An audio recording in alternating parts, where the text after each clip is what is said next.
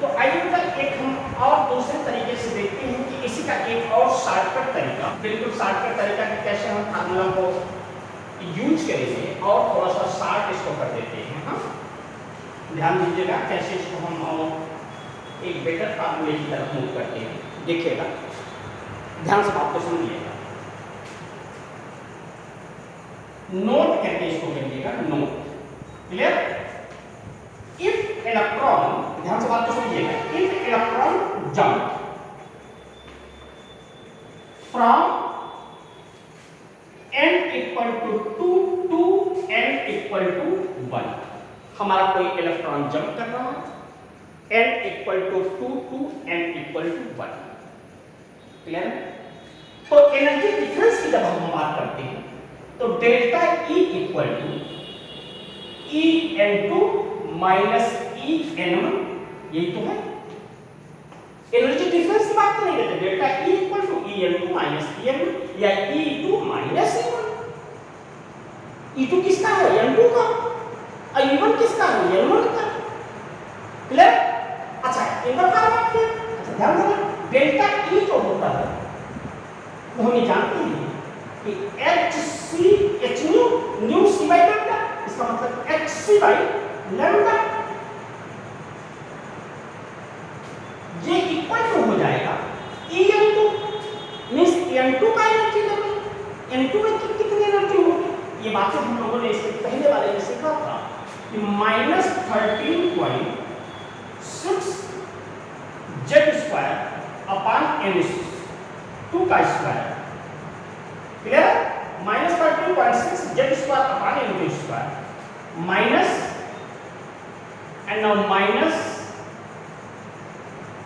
13.6 Z² upon N1 का square. Clear? अभी देखिएगा कि नया हमको फार्मूला मिलेगा और उसी से हमारे सारे क्वेश्चन सॉल्व मैक्सिमम। ठीक? तो जरा ध्यान देना, x, अच्छा इसको जरा सॉल्व करिएगा, Hc बाई लैम्डा ये equal to -13.6 Z² upon N2² minus minus ये क्या हो जाएगा? प्लस हो जाएगा। इसका मतलब है कि 13.6 माइनस प्लस हो गया Z² अपॉन N1² और माइनस 13.6 Z² अपॉन N2²। अच्छा ध्यान देना, Hc बाई लैम्डा ये इक्वल टू हो जाएगा, ध्यान देना 13.6 Z² दोनों में कॉमन हो जाएगा 13.6 Z² और इसमें हो जाएगा 1 upon N1² minus 1 upon N2²। एक फार्मूला ये हमें मिला। अच्छा ध्यान देना, अगर इसको हम ऊपर Hc और नीचे Hc, ध्यान देना Hc से ऊपर और Hc से नीचे मल्टीप्लाई करते हैं, क्या करते हैं? मल्टीप्लाई करते हैं, तो ये Hc से ये Hc कैंसिल हो जाएगा, ये आपको मिलेगा 1 अपॉन लैम्डा। ध्यान से बात को समझिए, 1 अपॉन लैम्डा इक्वल टू क्या मिलेगा? 13.6 divided by Hc Z² 1 upon N1² minus 1 upon N2²। Note करते चलिए साथ साथ, 1 upon N1² minus 1 upon N2²। Clear है? अच्छा ध्यान देना, 13.6 upon Hc, 13.6 this is the constant value and H is constant, C is constant। इसका मतलब इतना अगर हम कैलकुलेट कर दें, H is the light constant, C is the velocity of the light, इनकी वैल्यू पुट करके इसको अगर हम सॉल्व करें तो हमें मिलता है 1 अपॉन लैम्डा इक्वल टू और Z² 1 upon N1² minus 1 upon N2²। और ये R जो है this is the red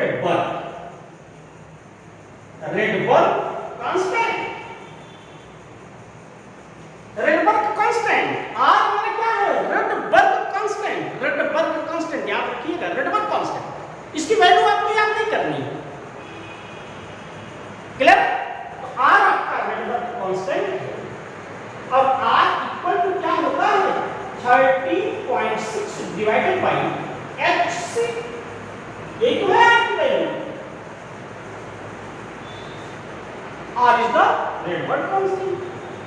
clear है? अब आइए देखते हैं, हटा दो इसको। ओके, अब आइए बात करते हैं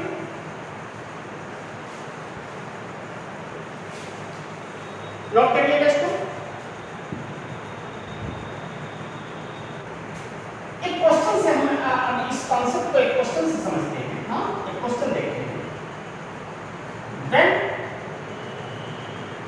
इलेक्ट्रॉन, आप ध्यान से समझिएगा, when इलेक्ट्रॉन de-excited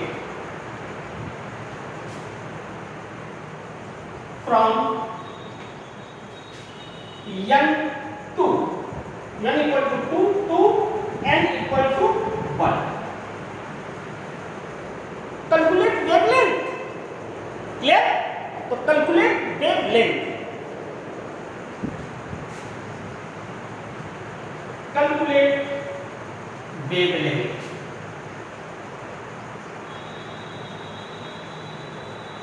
हम वेवलेंथ को कैसे कैलकुलेट करेंगे? और वेवलेंथ को कैलकुलेट करने के लिए फार्मूला हमारे पास है, तो कोई दिक्कत नहीं है। आइए देखते हैं कैसे करते हैं। 1 बाई लैम्डा फार्मूला हमने रखा, 1 बाई लैम्डा इक्वल टू, हाँ, 1 by lambda equal to how much? R Z square bracket में 1 अपॉन n1 का स्क्वायर, हाँ, 1 अपॉन n1 कितना होगा? 1 का square minus 1 upon n2 n equal to 2, n equal to 2 से n इक्वल टू 1, तो 2 का स्क्वायर, ये आपका हो जाएगा 1 upon lambda equal to R Z square 1 upon 1 का स्क्वायर 1 माइनस 1 बाई 4, तो 1 1 कैंसिल, 1 आ जाएगा और ये हो जाएगा 1 upon lambda equal to R Z square 3 by 4। अब चूंकि when इलेक्ट्रॉन डिस्कल फ्रॉम n2 to n1, किसका केस है? हाइड्रोजन एटम का केस। हाइड्रोजन के अलावा कोई एटम देगा तो यहाँ रिप्रेजेंट करेगा, और हाइड्रोजन एटम है, n की वैल्यू क्या, z की वैल्यू क्या पक्का दोगे? 1 पक्का दो, तो 1 का स्क्वायर 1 ही होता है, तो 1 बाई लैम्डा इक्वल टू ये हो जाएगा R 3 बाई 4, तो लैम्डा इक्वल टू क्या हो जाएगा? क्लियर हो जाएगा? लैम्डा इक्वल टू हो जाएगा 4 बाई 3 R। क्लियर? और ध्यान देना, R की वैल्यू जो होती है बेटा, R की एक डायरेक्ट वैल्यू होती है 911 एंगस्ट्रॉम। ये R की वैल्यू आप चाहो तो यहाँ पुट कर दो, तो lambda equal to 4 by 3 into 911, इसको आप पुट कर दीजिए, तो आपको एक आंसर मिल जाएगा। क्लियर है? तो कंफ्यूजन 911 की जगह इसको एक 9 12 अगर हम करते कि आसानी से कर जाएगा। हाँ, 3 3 जा 9, 0 3 4 जा, तो 4 4 जा 16, 6 6, ये देखिए आपका मिल गया आंसर। लैम्डा की वैल्यू आ गया 1260 एंगस्ट्रॉम, 1260 एंगस्ट्रॉम। क्लियर है? इसको नोट करिए, तुरंत नोट करिए। तो आइए हम आपसे थोड़ी सी इसके यूनिट से देखते हैं, जरा ध्यान देना इसका हम कैसे यूज करते हैं, या जो डिस्क्रीट लाइनें मिली थी उस लाइन का क्या नाम दिया गया, वो किस रेंज में हमें मिली हो जाएगी, जरा ध्यान देना। बातें एक बार फिर से उसी को यूज करके देखिएगा, ध्यान दीजिएगा। ये आपका n इक्वल टू 1 ठीक, एनर्जी लेवल है, ये आपका n इक्वल टू 2 है, ये equal to n equal to 3 है, ये n इक्वल टू 4 है, ये n इक्वल टू 5 है, ये n इक्वल टू 6 है,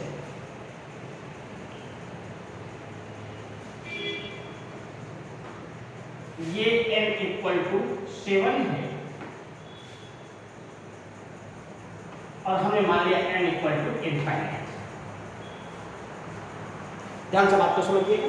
ये आपका एनर्जी शेल है, ये orbit first second third fourth fifth six seven. Clear? n equal to 1 से, बात ध्यान से समझिए, n इक्वल टू 1 से जब ये एनर्जी एब्जॉर्ब करेगा तो n इक्वल टू 1 से n इक्वल टू 2 में जा सकता है, n इक्वल टू 3 में जा सकता है, n इक्वल टू 4 में जा सकता है, n इक्वल टू 5 में जा सकता है, n इक्वल टू इनफाइनाइट ऐसे ही जा सकता है, किसी भी एनर्जी से में जा सकता है। क्लियर? और जब ये किसी भी एनर्जी से में जा सकता है तो फर्दर मूवमेंट होना चाहिए। क्या होगा?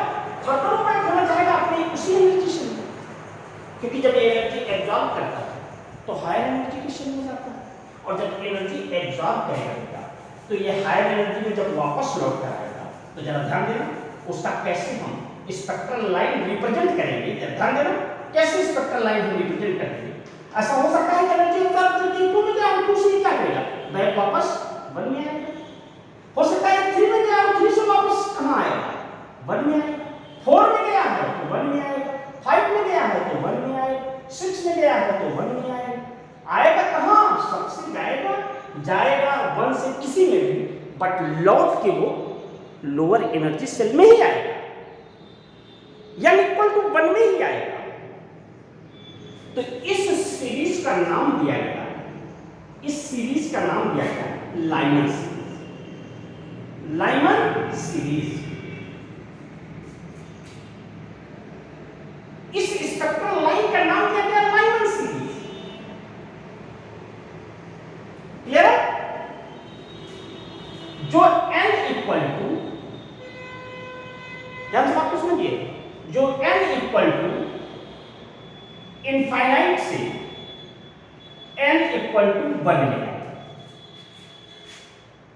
n इक्वल टू 1 में लौटता है, इनफाइनाइट से n 2 से 3 से 4 से 5 से, ये n equal to 2 n equal to 1, या n2 इक्वल टू 2 3 4 5 इनफाइनाइट, और n1 1 में ही। तो इस तरह की सीरीज का नाम दिया गया लाइमन सीरीज। क्लियर? आइए तरह से इसका हम 2 से 1 में जब ये जा रहा था, इसकी वेवलेंथ क्या हो, बात ध्यान से समझिए। 2 से 1 में जा रहा है, डी साइड हो रहा है 2 to 1, what will be the wavelength? तो वेवलेंथ का फार्मूला हम लोगों ने अभी सीखा है। क्या सीखा है? 1/λ equal to, clear, 1/λ equal to r z square 1 upon n1 square minus 1 upon n2 square. ये तो सीखा है। अच्छा ध्यान देना, 1/λ इक्वल टू r की वैल्यू ये है आपकी, और z स्क्वायर नो डाउट ये हाइड्रोजन एटम का है, तो 1 का स्क्वायर 1 ही हो जाएगा, 1/n1, n1 क्या है, अपॉन 1 का square minus 1/2 n2, sorry 1/n2 square, n2 equal to मान लीजिए 2 से आ रहा है, एकदम बिल्कुल शार्पेस्ट ट्रांजिशन हो रहा है, तो 1 अपॉन 2 का स्क्वायर, ये इक्वल टू हो जाएगा 1/λ इक्वल टू r 1/1 स्क्वायर 1 ये हो जाएगा 3/4, या लैम्डा इक्वल टू हो जाएगा 4/3 r। और r की वैल्यू हमने अभी बताया कि 911, तो ये 4/3 इंटू 9 हमने 12 में किया था, ठीक है। इसको जब हमने काटा था तो 304 और ये आया था 1612 एंगस्ट्रॉम। जो पहले वेवलेंथ में मिलेगी, जो 2 to 1 है वो 1216 आएगा। जब ध्यान से आपको इस डाटा को समझिएगा, 1612 क्लियर। और जो इनफाइनाइट से 1 पर आ रहा है उसकी वेवलेंथ क्या होगी? जो लॉन्गेस्ट ट्रांजिशन होगा, ये तो शॉर्टेस्ट ट्रांजिशन। हम ये कह सकते हैं कि शॉर्टेस्ट ट्रांजिशन की वैल्यू ये आई है। तो जरा देखिए लॉन्गेस्ट ट्रांजिशन की वैल्यू क्या आती है। चलिए शॉर्टेस्ट ट्रांजिशन की वैल्यू हमने नोट कर लिया 1260 एंगस्ट्रॉम, क्लियर। आइए जरा सा लॉन्गेस्ट की देखते हैं। तो ये आएगा तो वही है। अब यहां ये इनफाइनाइट कर दो इसको, इनफाइनाइट का स्क्वायर, क्लियर। तो जब इनफाइनाइट का स्क्वायर हो जाएगा तो इनफाइनाइट का स्क्वायर इनफाइनाइट क्यों, और इनफाइनाइट ये 0 वैल्यू हो जाएगा। तो r 1/1 की स्क्वायर 1, इसका मतलब 1/λ इक्वल टू r हो जाएगा, क्लियर। 1/λ इक्वल टू r की वैल्यू हो जाएगी 911 एंगस्ट्रॉम। इसका मतलब है कि ये इनफाइनाइट की जो ये वाली ट्रांजिशन में इनफाइनाइट से 1 electron recycle from infinite to n1, the wavelength will be क्या होगी wavelength 911 एंगस्ट्रॉम, क्लियर। तो 1216 एंगस्ट्रॉम से 911 एंगस्ट्रॉम के बीच ही लाइनर सीरीज हमें मिलती है। और यह लाइनर सीरीज अल्ट्रावायलेट रीजन में मिलता है, क्लियर। अल्ट्रावायलेट रीजन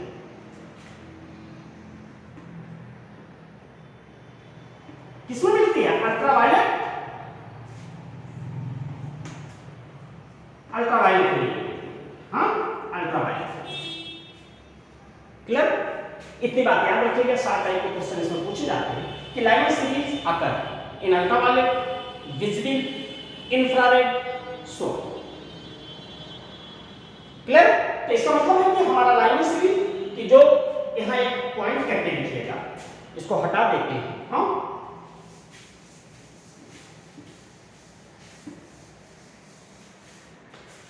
ध्यान देना, यहां नोट करके लिखिएगा, नोट, ठीक। Shortest transition, shortest transition, clear है। Shortest transition n equal to 2 to n equal to 1 having longest wavelength, clear. Longest wavelength, इतनी बात क्लियर। ये लॉन्गेस्ट वेवलेंथ मिलता है। और ध्यान दें, ये फर्स्ट सेकंड के लिए longest transition, longest transition, clear है। लॉन्गेस्ट ट्रांजिशन कहां n equal to infinite, sorry n equal to 2 to n equal to infinite to n equal to 1, infinite से 1 पर आ रहा है तो ये मिलेगा having shortest wavelength, shortest wavelength, clear. Shortest wavelength. तो आइए जरा सा देखिएगा 1260 एंगस्ट्रॉम से 911 के धीरे-धीरे ऐसे जाते हैं तो वेवलेंथ इसका डिक्रीज करेगा, एनर्जी तो इंक्रीज करेगी बट वेवलेंथ क्या होगा? डिक्रीज करेगा।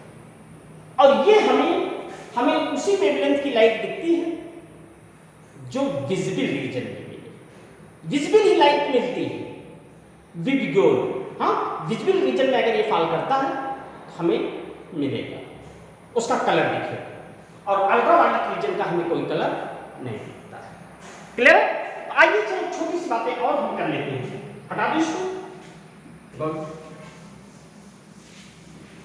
Very good. मेरे ख्याल से बातें बिल्कुल आप क्लियरली समझ गए होंगे। कि कहां से वो इक्वेशन आया जो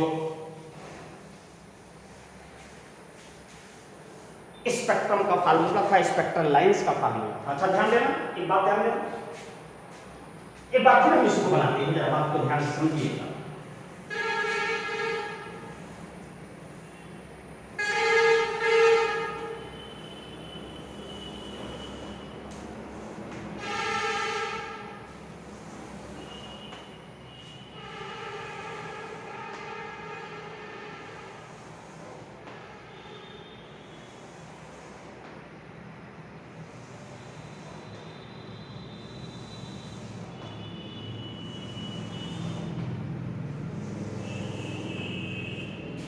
बातें ध्यान से समझिएगा,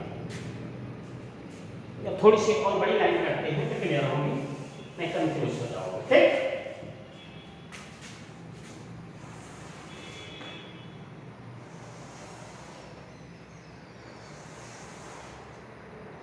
धीरे धीरे इस लाइन के बीच का गैप जो है ये कम करते जाइएगा।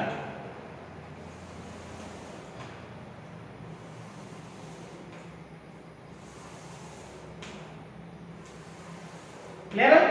अच्छा ध्यान देना,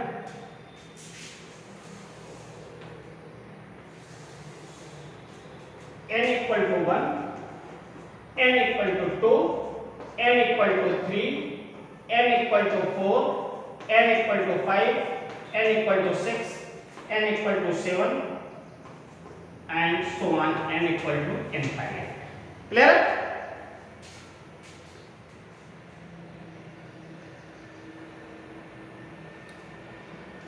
तो n इक्वल टू 1 की जो एनर्जी थी वो कितनी थी, ये हम लोगों ने देखा था -13.6 electron volt.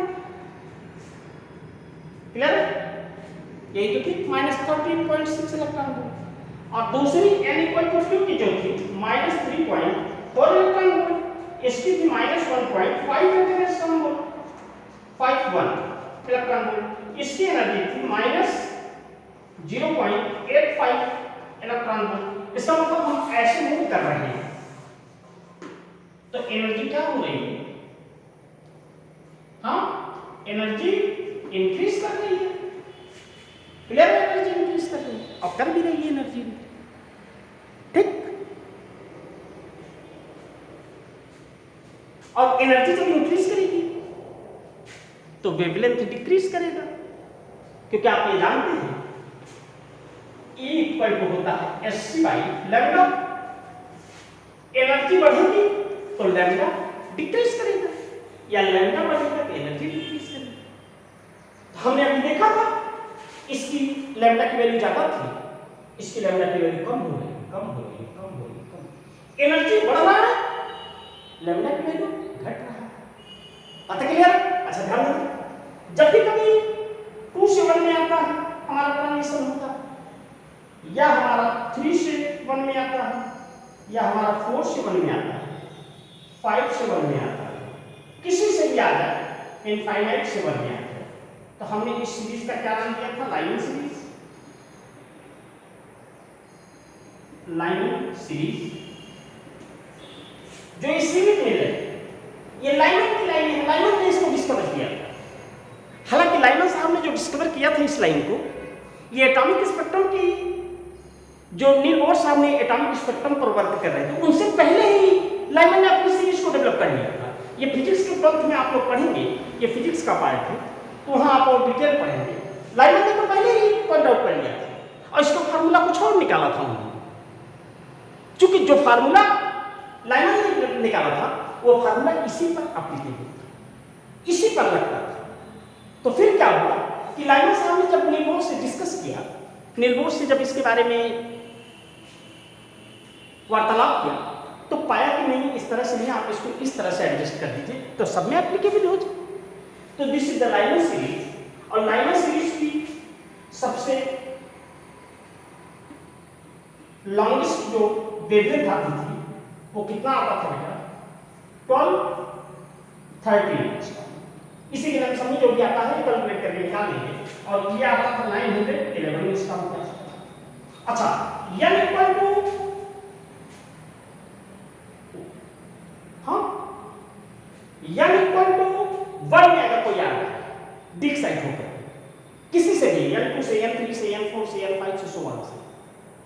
n1 equal to 1, n2 equal to 2 3 4 5 6 7 8 कुछ भी, ये लाइन सीरीज ही है। और ये कहां मिलेगी हमेशा? यूवी रीजन में, यूवी अल्ट्रावायलेट रीजन में मिलेगी। क्लियर है? अच्छा ध्यान देना। और अगर n1 इक्वल टू 2 हो जाए, n इक्वल टू 2 हो जाए, क्लियर से बात, ध्यान से बात को समझिएगा। n1 इक्वल टू 2 हो जाए और n2 इक्वल टू 3 4 5 कुछ भी हो जाए, ये देखिएगा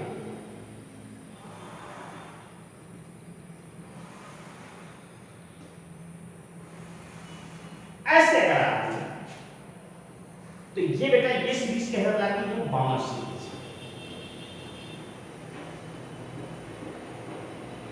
बार्मर सीरीज, कुछ लोग इसको बामर कहते हैं, एल को साइलेंट कर देते हैं, बामर सीरीज। क्लियर है? ये है बामर सीरीज। और बामर सीरीज जो है ये विजिबल रीजन में, किस रीजन में? Visible region. बामर सीरीज कहां मिलती है? विजिबल रीजन में। अच्छा, विजिबल रीजन जो होता है, विजिबल रीजन का जो रेंज होता है वो 4000 एंगस्ट्रॉम से लेकर के ये 8000 एंगस्ट्रॉम के बीच होता है विजिबल रीजन। ठीक?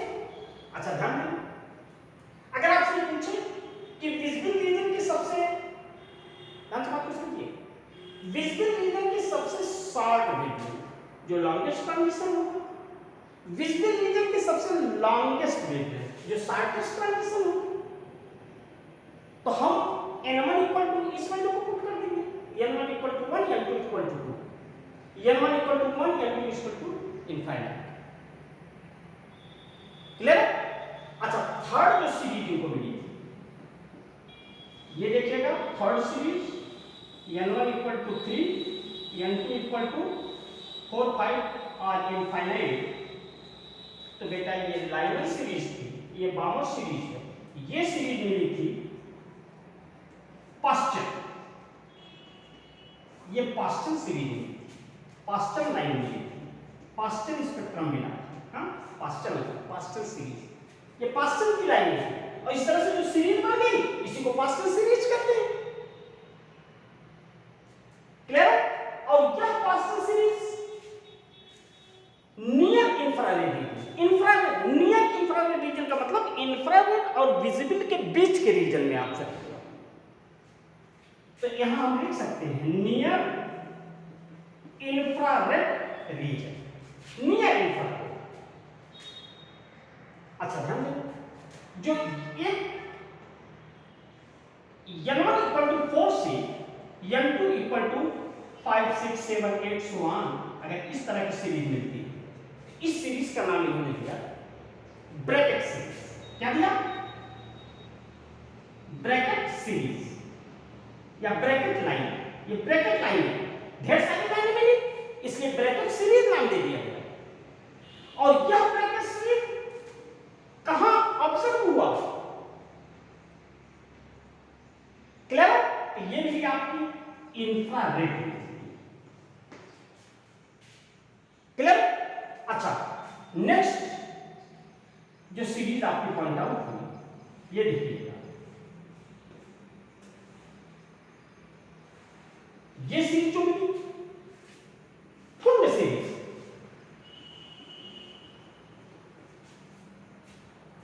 For infrared region. ये बेटा फॉर इंफ्रारेड रीजन फुल सीरीज ये है या फुल लाइन है, ठीक?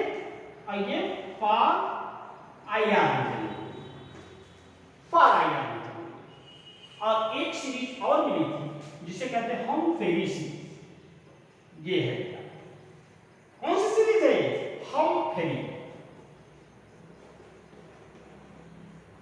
हम्फ्री सीरीज,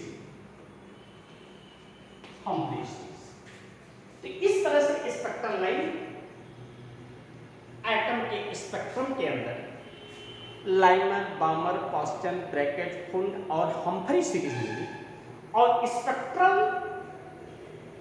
लाइन का जो फार्मूला हुआ वो इस तरह से हम फार्मूला को हम लोग पॉइंट आउट किया। क्लियर है? मेरे ख्याल से आप कहाँ से सब फार्मूला आए और पूरा आपने एक सीक्वेंस में सारी चीज़ों को सीख लिया होगा। और ध्यान से इसको रिवीजन करिएगा, कई बार लिखिएगा, बातें आपके दिमाग में फिट हो जाएगी। कोई शॉर्टकट तरीका नहीं है, जितना शॉर्टकट तरीके से आप किसी चीज़ को लर्न करोगे विदाउट रिवीजन, किसी चीज़ को आप लर्न करोगे उतने फास्ट ये भूल हो जाता है। क्लियर है? तो बिल्कुल सेकंड से बातें दिमाग में जब बैठ जाएंगी तभी शॉर्टकट आपके दिमाग में रुकेगी बातें। क्लियर है? अच्छा, एक बात और हम कर लेते हैं, बहुत छोटी सी बात है, ध्यान दीजिएगा। स्पेक्ट्रल लाइन कैसे हम बताएंगे कि n1 इक्वल टू 1 और n2 इक्वल टू 3 4 5 6 जिस किसी से भी आ रहा है, तो कैसे हम स्पेक्ट्रल लाइन को कैलकुलेट करेंगे?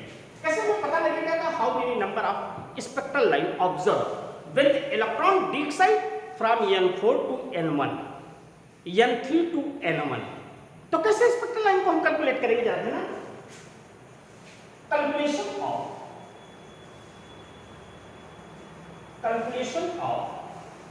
Spectral line. Clear? Spectral line, spectral line को हम कैसे कैलकुलेट करेंगे? ध्यान दें, जैसे मान लीजिए हमारा ये n इक्वल टू 1 है और ये कहां से आ रहा है?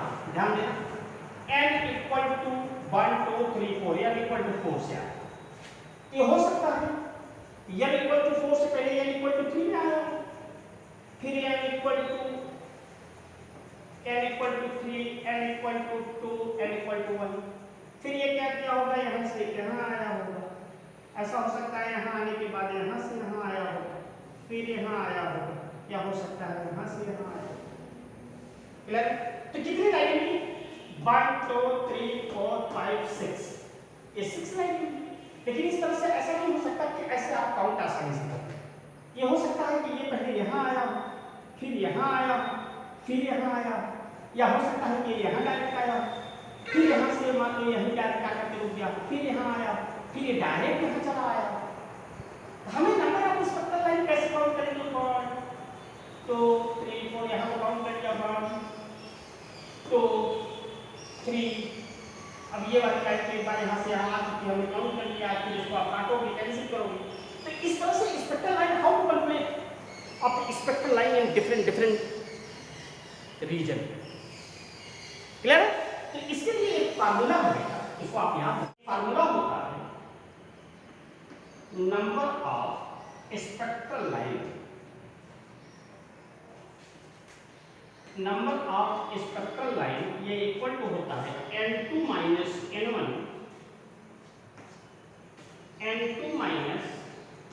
n1 plus 1 upon 2, n2 minus n1 into n2 minus n1 plus 1 upon 2। इस तरह से हम स्पेक्ट्रल लाइन को कैलकुलेट कर सकते हैं। जरा ध्यान देना, जैसे मान लीजिए आपका n equal to n1 equal to 1 और n2 इक्वल टू 4, मीन्स 4 से 1 में आया, 4 से डेट साइड होकर के ये 1 में आ रहा है। तो हम क्या करेंगे? n2 की वैल्यू 4 माइनस n1 की वैल्यू 1 इंटू n2 की value 4 minus 1 plus 1 divided by 2। Clear है? तो ये हो जाएगा 4 माइनस 1 3 मल्टीप्लाई 4 माइनस 1 प्लस 1, ये हो जाएगा 4 minus 1 plus 1 equal to 4 divided by 2, 4 3 जा 12 डिवाइडेड बाई 2, ये हो गया 6 स्पेक्ट्रल लाइन आपको मिलेगी n इक्वल टू 4 से। और अभी हम लोगों ने देखा n इक्वल टू 4 से 6 स्पेक्ट्रल लाइन कैसे मिलेगी?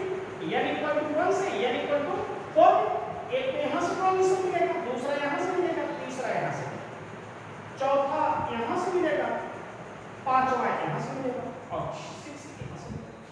ये आपको 4 स्पेक्ट्रल लाइंस मिलेंगी, जिस भी सीरीज में हो, लाइमन की सीरीज में हो, पास्टन की सीरीज में हो, ब्रैकेट की सीरीज में हो, कोनिक की सीरीज में हो। इस तरह से बेटा ये एटॉमिक स्पेक्ट्रम का पार्ट था, अच्छे तरीके से तैयार करिएगा। कंपटीशन के पॉइंट ऑफ व्यू से, आपके एग्जाम के पॉइंट ऑफ व्यू से, सब तरीके से ये मोस्ट इंपॉर्टेंट पार्ट है। Okay, thank you very much. Next class next day. Okay, thanks.